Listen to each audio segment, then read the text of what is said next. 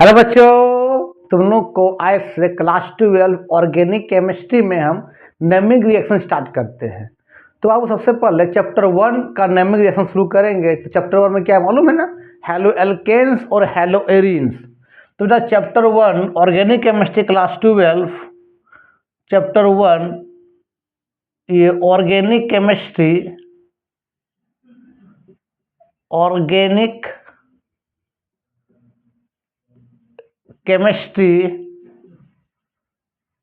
Class 12 हम क्या start करेंगे बेटा, नेमिंग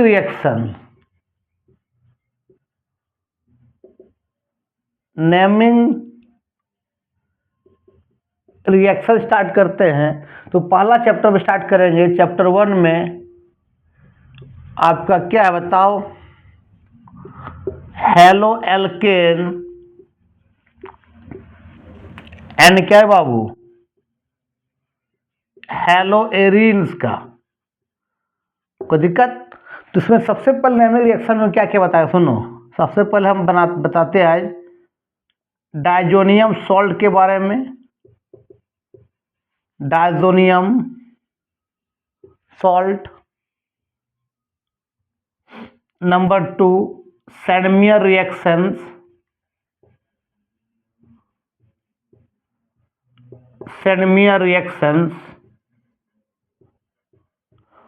नंबर 3 गेटरमैन रिएक्शन।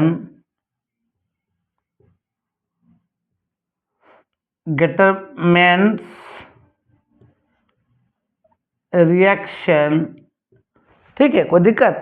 चलो उसके बाद बाबू बताते हैं हम फिंकलस्टैंड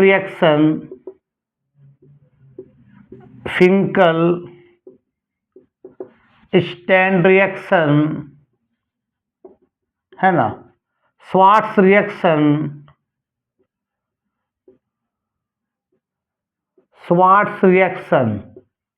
ठीक है, और बताते बाबू तुम लोग को वर्ज रिएक्शंस के बारे में।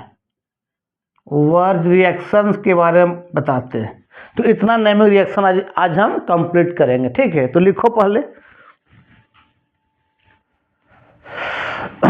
चलो अब हम सबसे पहले बाबू डायजोनियम सॉल्ट के बारे में बात करते हैं कि डायजोनियम सॉल्ट क्या होता है। वीडियो अच्छा लगता है वो देखना, दोस्तों को फॉरवर्ड करो। ठीक है, तो बेटा सबसे पहले लिखते हैं जिसको हम लोग डायजोटाइजेशन ही बोलते हैं। डायजोटाइजेशन एग्जाम में इस तरह भी आ सकता है कि what do you mean by डायजोटाइजेशन, है ना। सुनना बाबू, जब हम लोग कोल्ड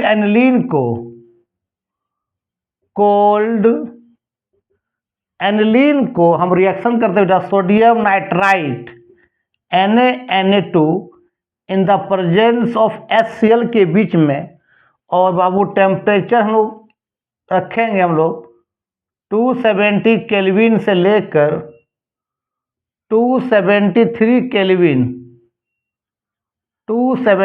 केल्विन। तो एक इंटरमीडिएट कंपाउंड बनेगा, मतलब रिएक्टर प्रोडक्ट का बीच का चीज है ना, इंटरमीडिएट कंपाउंड बनेगा। एक बाबू क्या बनेगा, इंटरमीडिएट कंपाउंड बनेगा। एक इंटरमीडिएट कंपाउंड का फॉर्मेशन होगा, उसी को बाबू बोलते हैं benzene diazonium ion. Benzene diazonium ion बोलते हैं, और इसी प्रोसेस को हम लोग डायजोटाइजेशन बोलते हैं, है ना। तो सुनो, ये बाबू बेंजीन के ऊपर जब NH2 लगा रहता है बेटा, उसको बोलते हैं हम लोग एनिलीन। ये आपका कोल्ड एनिलीन है NH2। इसको रिएक्शन करेंगे सोडियम नाइट्राइट। देखो NO2 का मतलब नाइट्राइट और NO3 का मतलब नाइट्रेट। तो sodium nitrite NaNO2 in the presence of HCl, और टेम्परेचर 270 केल्विन से लेकर 273 केल्विन के बीच रहेगा। बाबू एक इंटरमीडिएट कंपाउंड बनेगा इस तरह से, बेंजीन रहेगा, ऊपर क्या रहेगा बाबू N2+ और Cl-। इसी बोलते हैं benzene diazonium ion. Benzene diazonium ion, और इसी प्रोसेस को बोलते हैं डाइजोटाइजेशन। अब इस बेंजीन डाइजोनियम आयन को थोड़ा सा अगर आगे बढ़ाओगे और इसको वार्म कर दोगे, वार्म गर्म कर दोगे, वाटर के पर्जेंट, वाटर में क्या है H प्लस और क्या बाबू OH माइनस, तो वाटर के पर्जेंट तुम गर्म कर दोगे तो फिनॉल बन जाएगा। मतलब ये पूरा पद हट जाएगा और यहाँ OH जाके चिपक जाएगा बेंजीन के ऊपर, तो आपका ये हो जाएगा बेंजीन। बेंजीन के ऊपर OH आ जाएगा मतलब फिनॉल। बेंजीन के ऊपर जब OH रहता है बाबू तो उसको फिनॉल बोलते हैं। और बाहर क्या निकलेगा, ये H और Cl, HCl गैस और ये N2 गैस ही बाहर निकल जाएगा। तो बाय प्रोडक्ट के फॉर्म में HCl गैस भी बाहर निकल जाएगा और N2 गैस भी बाहर निकल जाएगा। यही होता है डाइजोटाइजेशन, लिख लो।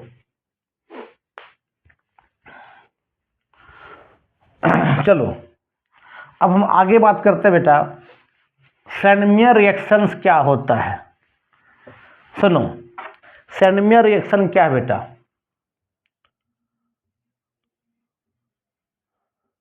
सैंडमियर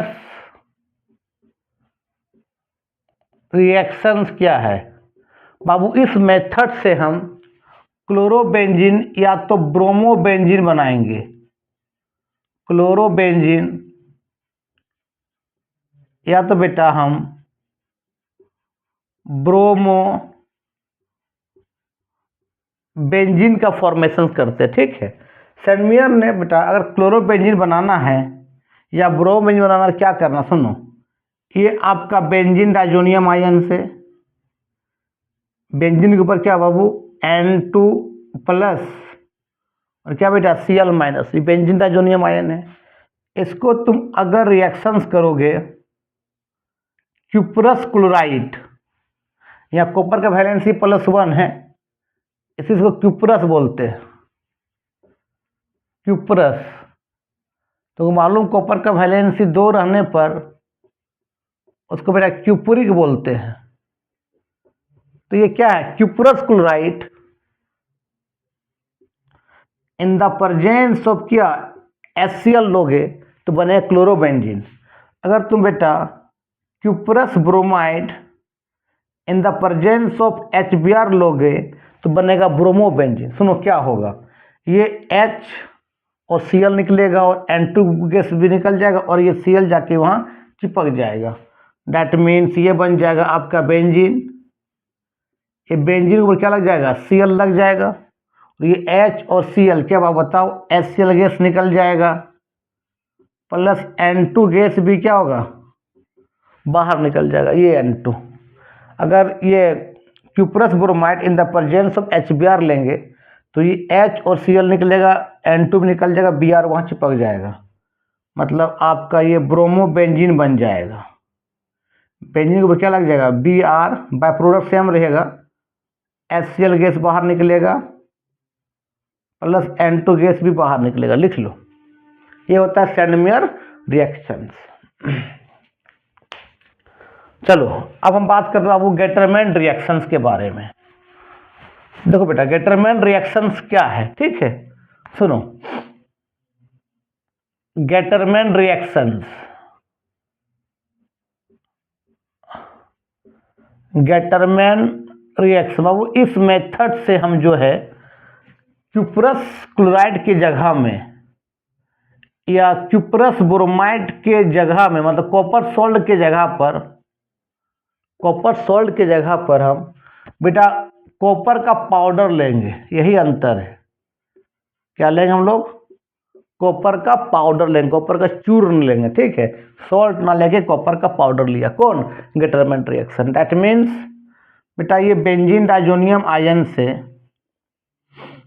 ये बेंजीन है, उसके ऊपर क्या है बताओ N2 प्लस और Cl माइनस, ये बेंजीन डाइजोनियम आयन है ना। इसको बेटा रिएक्शंस करेंगे हम, ध्यान देना, अगर रिएक्शन करेंगे copper powder in the presence of HCl तो बनेगा क्लोरोबेंजीन बनेगा। अगर तुम रिएक्शन करेंगे बेटा copper powder in the presence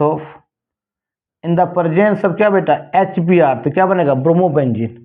मतलब ये H और Cl निकल जाएगा और N2 भी निकल जाएगा, ये Cl जाके चिपक जाएगा, तो आपका क्या बन जाएगा बेटा आपका बन जाएगा क्लोरोबेंजीन, और बाय प्रोडक्ट क्या निकलेगा, HCl गैस प्लस क्या रे बेटा, N2 गैस। कोई दिक्कत कोई दिक्कत नहीं। यहाँ देखो, यहाँ पर H और Cl निकलेगा, N2 भी निकलेगा, Br चिपक जाएगा।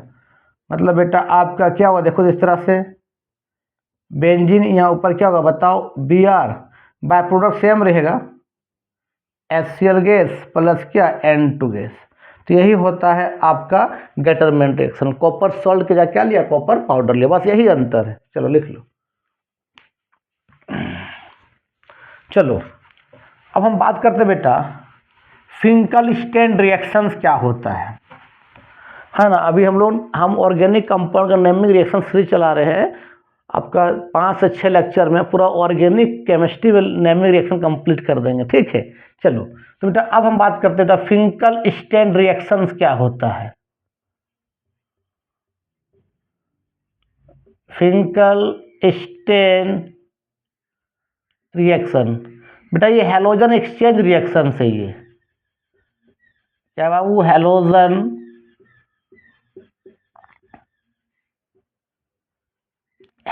क्या बेटा, एक्सचेंज रिएक्शन से, है ना। ये कहता फिंकल ने कि जब एल्काइल हैलाइड को RX को, और यहाँ X जो होगा जनरली बेटा या तो क्लोरो होगा या तो ब्रोमो होगा, है ना। जब RX को हम रिएक्शंस करेंगे सोडियम आयोडाइड से, इन प्रेजेंस ऑफ सॉल्वेंट क्या लेंगे बेटा, एसीटोन लेंगे सॉल्वेंट, ठीक है। तो ये हैलोजन एक्सचेंज रिएक्शंस होगा, मतलब ये Na और ये X बाहर निकल जाएगा और I वहाँ जाके चिपक जाएगा। मतलब क्या हो जाएगा देखो, तो Ri प्लस क्या हो जाएगा, NaX। मतलब फिंकल स्टेन से बेटा ओनली जो है आइडो एल्केन का प्रिपरेशन कर सकते हैं। Iodo alkane can be prepared only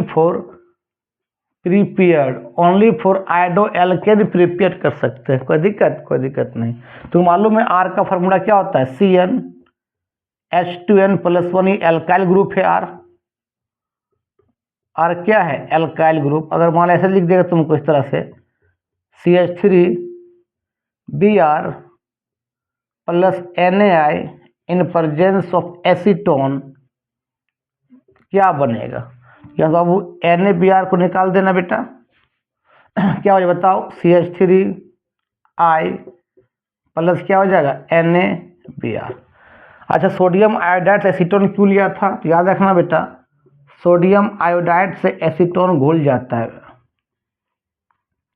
soluble है, दोनों आपका कोवलेंट नेचर का है, सोडियम आयोडाइड और एसीटोन, इसीलिए दोनों आपस में घुल जाता है। लिख लो, यही होता है फिंकल स्टेन रिएक्शंस, ठीक है। चलो अब हम बात करते हैं बेटा स्वार्ट्स रिएक्शंस। स्वार्ट्स रिएक्शंस क्या होता है, तो लिखो बेटा स्वार्ट्स रिएक्शंस क्या होता है।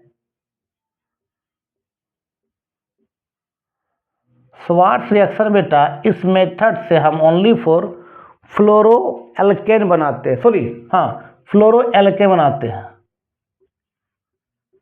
फ्लोरो alkane can be prepared by this method.